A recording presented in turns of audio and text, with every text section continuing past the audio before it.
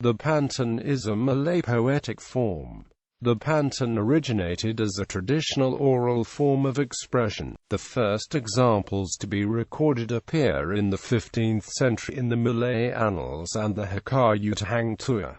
The most common theme is love. In its most basic form, the Pantun consists of a quatrain which employs an above rhyme scheme. A Pantun is traditionally recited according to a fixed rhythm and as a rule of thumb, in order not to deviate from the rhythm. Every line should contain between 8 and 12 syllables.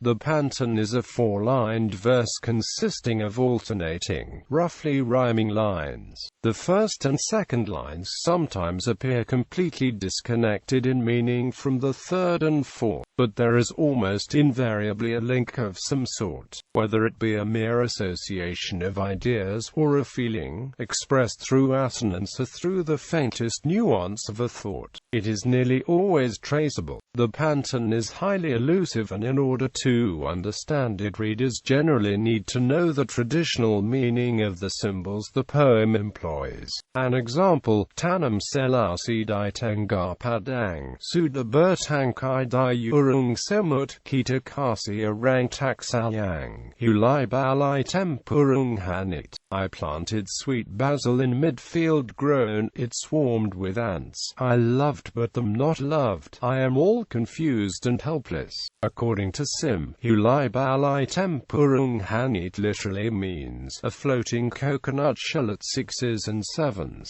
Selasi means lover, because it rhymes with kakasi. Other frequently recurring symbols of the flower and a bee meaning the girl and her lover, the squirrel meaning a seducer, and the water hyacinth meaning love that will not take root. Pantuns often make use of proverbs as well as geographical and historical allusions. For example, the following poem by Munshi Abdullah: Singapura Negeri Baharu, Tuan Raffles menjadi raja, Bangga Melia Sempak Kabir, Kembang Sekutum di Mulut Naga. Singapore is a new country. Tuan Raffles has become its lord. Indian jasmine, frangipani, blossoms one flower in the dragon's mouth. This alludes to the foundation of Singapore in 1819 by Sir Stamford Raffles. The last line means a girl who is protected by a powerful man, and Sim suggests this may refer to Raffles' wife Olivia. Sometimes a Pantun may consist of a series of interwoven quatrains, in which case it is known as a Pantun berkait. This follows the above rhyme scheme, with the second and fourth lines of each stanza becoming the first and third lines of the following stanza. Finally, the first and third lines of the first stanza become the second and fourth lines of the last stanza, usually in reverse order, so that the first and last lines of the poem are identical. This form of Pantun has exercised the most influence on Western literature, where it is known as the Pantun.